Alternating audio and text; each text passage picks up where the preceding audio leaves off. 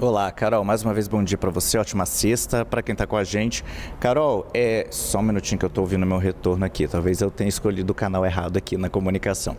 Carol, é o seguinte, a base do governo, para o público, né, quando se manifesta sobre isso publicamente, até fala que ainda está tentando articular para manter o veto total do presidente Lula. Mas nos bastidores é isso que você disse.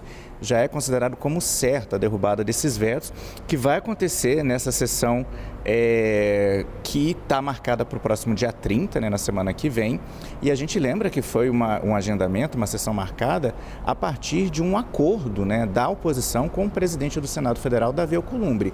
Para poder votar a dosimetria, Alcolumbre conseguiu convencer a oposição a deixar de insistir na questão da abertura de uma CPMI voltada a investigar as questões do Banco Master.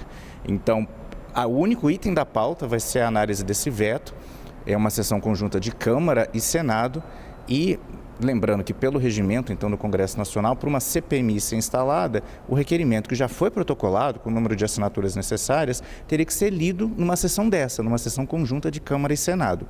Se Davi Alcolumbre convocasse uma sessão do Congresso, teria que instalar a CPMI. Então, para isso, esse acordo, então, que não inclui nenhum outro item na pauta, os deputados e os senadores vão se reunir apenas para votar o veto e apenas desse projeto, porque há outros vetos na fila do Congresso Nacional para serem analisados, mas o acordo foi para analisar esse na frente. Vai ser uma sessão semipresencial, ou seja, deputados e senadores vão poder registrar presença e votar remotamente pelo celular, e até por isso o deputado Paulinho da Força, do Solidariedade de São Paulo, que foi o relator na Câmara dos Deputados, foi quem encampou a versão final dessa proposta e vem defendendo ainda mais a derrubada do veto.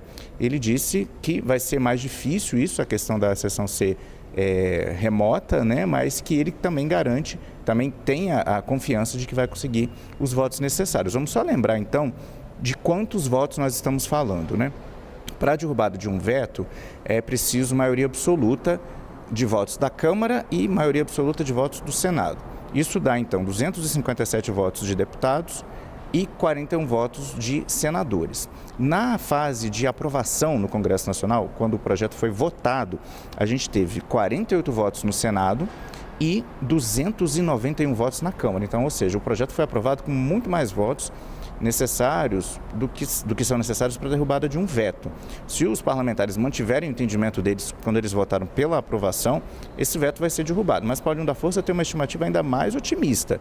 Ele fala que, pela contagem dele, seriam 300 votos na Câmara pela derrubada do veto e 50 votos no Senado. A base do governo não fala em números, né, Carol? Até porque, como eu disse, não admitem isso publicamente, dizem que estão trabalhando ainda pela manutenção do veto, então não há contabilidade trazida à tona em público por integrantes da base governista, mas a conversa, né, de bastidor é que eles também acreditam que será muito difícil manter esse veto. A gente lembra, o projeto tinha sido aprovado no ano passado no Congresso Nacional, veio para fila de sanções aqui do Palácio do Planalto e o presidente Lula decidiu vetar a proposta integralmente no último dia 8 de janeiro, numa cerimônia aqui no Palácio do Planalto, em alusão aos ataques, assédios dos três poderes em 2023. E o que traz esse projeto, né, Carol? Ele mexe em duas leis do país, o Código de Processo Penal e a Lei de Execução Penal, que é a lei que trata justamente do cumprimento de penas aqui no Brasil, né? A lei que determina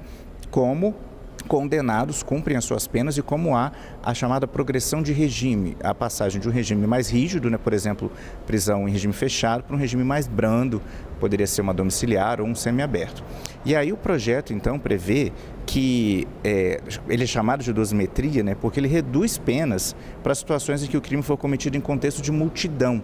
É o que aconteceu, né, no 8 de janeiro. O texto fala que se a pessoa não teve participação no comando, na organização de um crime, ela pode ter uma progressão de regime mais facilitada, ou seja, passar do fechado para um outro regime mais brando de forma mais facilitada do que acontece hoje no país. Então cria essa distinção, né, entre quem foi protagonista e quem seguiu apenas ali o efeito manada nos ataques, e também prevê que quem está preso em regime domiciliar e se conseguir trabalhar vai ter também redução do tempo de pena. Isso hoje não é permitido. Se a pessoa está em regime domiciliar e trabalha, o tempo de pena dela não é computado a menos. Aí o projeto de lei vai passar a permitir isso.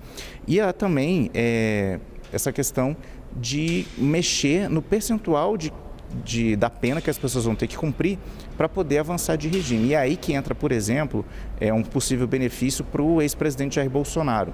Ele foi condenado a 27 anos e 3 meses de prisão porque na conta foram incluídos agravantes por ele ter sido considerado o chefe da organização criminosa. E aí o projeto prevê que, nesses casos, se a pessoa teve uma atuação como protagonista, como comandante ali do ato que foi praticado, ela vai precisar cumprir 50% da pena do regime antes de pedir progressão. Hoje, esse percentual é mais alto, então isso permitiria que o ex-presidente Jair Bolsonaro passasse do fechado para um regime mais brando em menos tempo. Ele teria que cumprir menos tempo de pena em regime fechado. Então, Carol, a gente vai continuar observando, lógico, a articulação para essa votação na semana que vem, mas realmente o que se espera, né, a aposta tanto da base quanto da oposição, é que esse veto total do presidente Lula vai ser derrubado. Com isso, todo o projeto volta a vigorar e passa a se tornar lei aqui no país. Carol.